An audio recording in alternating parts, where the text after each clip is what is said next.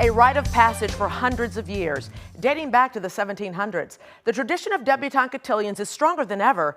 Young women donned in porcelain white ball gowns, satin gloves, and pearls. Their escorts in tuxedo tails.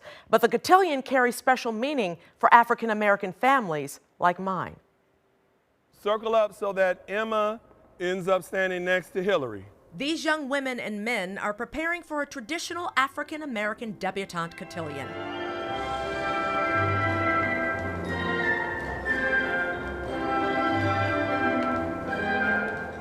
Remember, 16 counts down, 12 counts back up. This is the quintessential part of being a debutante. Many moons ago, that was me. I knew it. She had to have had it. Right there. I told you, it's here. Yeah, here I am coming down. Getting ready for what would be a pivotal moment in my life as a black woman. And here's the big night. The tradition is steep in the Mater family. What did you do for yours? Very little. Okay.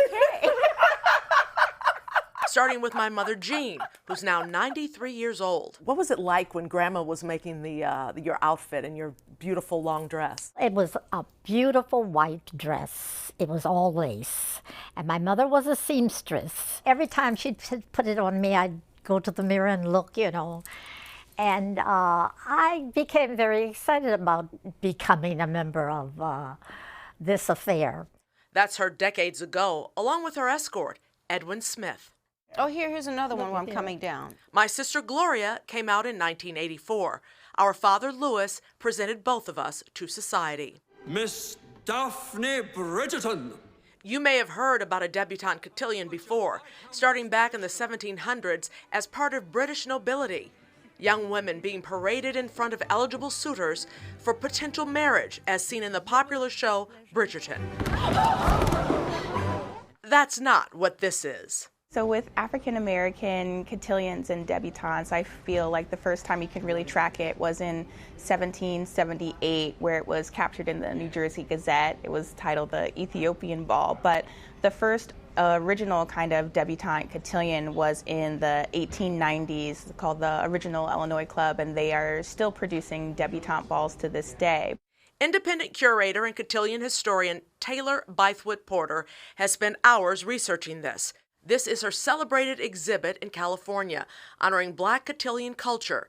She says the custom, which has been deemed exclusive by some, is rooted in community that reaches back to the earliest days of the African American experience. Yes, there was enslavement, but there was a population of freed blacks and freed people who were living in the South, and especially within the North. And I think, again, it was a way just to kind of mirror what traditional and society was doing. And again, just saying that, these women, these people, these groups of people are just saying, like, we're worthy, we can do this. Well, I think growing up, it was kind of about the pretty dresses and being presented on a stage in front of so many people. But I think as I got older and I experienced some of my family members and friends and cousins be debutantes, I kind of wanted that community and wanted that sense of elegance and sense of pride that so many Black people in the community have. The Lynx Cotillion has been part of Chicago's Black community for more than 60 years, as it has been for the Leak family. Spencer Leak Jr. is the third-generation operator of Chicago area's highly revered Leak & Sons funeral homes. I was an escort in '87, and I did so well. I was fought over, and they wanted me back in '88. Her name was Debbie Conley. I just remember seeing her father. Her father was a minister, a very tall man, vibrant man. But when Debbie came out, he just melted. And I said, if I ever have a daughter, this is what I want for my daughter. So now, 36 years later, he's here at ballroom dance rehearsals again with his daughter Emma this time, whose exposure to cotillions has inspired her. When they were reading their bios, they're people who are going to the top colleges in the world. They're people who are excelling and participating in jobs that people don't want to see African American people in, but here we are thriving, and getting to see that from such a young age was like, so empowering for me. We just felt like the belle of the ball. Former debutante Felicia Perkins is also now passing down the torch Smile. to her daughter Fallon. Smile. The whole ball and being presented to society, the Black community, is like very monumental. The cotillion helped set up African American young women for more than just social success. In 1890, only about 30 Black women had their bachelor's degree, but by the early 1900s, that number rose to over 200. So again, it's because of these organizations really encouraging women to go to school. They're raising money, providing scholarships for these women to go to school, and in turn, they're giving back. The Black tradition gained national attention when singer Nat King Cole presented his 17-year-old daughter Carol at a ball in Los Angeles. Attended by President John F. Kennedy, the first sitting president to appear at a Black cotillion.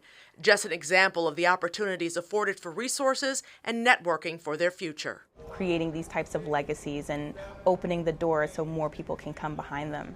And this is not just a life-changing moment for the ladies. These young men are required to attend rehearsals, valuable workshops over a span of 4 to 5 months. I feel like me and my partner are learning it really well, so I think we're one of the best. But, you do, huh? Yeah. With just 2 more months left to prepare, things are getting real for escort Aiden Hart. I'm excited to do it. There's like a history to it, so it's just everyone who's done it before, they're really proud. Well, I think it's a rite of passage. Risa Davis is the president of the Chicago chapter of the Links Incorporated, an international women-led service organization aimed at uplifting people of African descent around the world. She says sharing these stories is important for reasons far beyond the ballroom. It's just a story that the community needs to see, because there's so many things out there that would suggest that these children are not on the right path. The Debutante Cotillion has served as a life-changing event for the men and women in my family. So our focus was mainly to come out and prepare yourself to go to college and to go into the world and as young Black women to have a career. From my father to my brother to my son and nephew, who both served as escorts, as well as my nieces, cousins, even my own daughter, who missed out on her debut because of the pandemic. Why do you think it should continue? I think it's a worthy cause. I think it will help the young ladies as they go forth. Like many, for us, the African American debutante tradition is in our blood, as is our commitment to service and philanthropy, and it will live on through the next generations of our family. Debutantes and their escorts at this year's Links Cotillion attend months of various workshops preparing them to make an impact for years to come. Together, they choose a local organization to benefit from a grant that's awarded the night of the ball. This year, participants are learning about the importance of open discussion on mental health and confronting the associated stigmas in the African American community. All proceeds benefit the Links Foundation Incorporated and Links to Hope.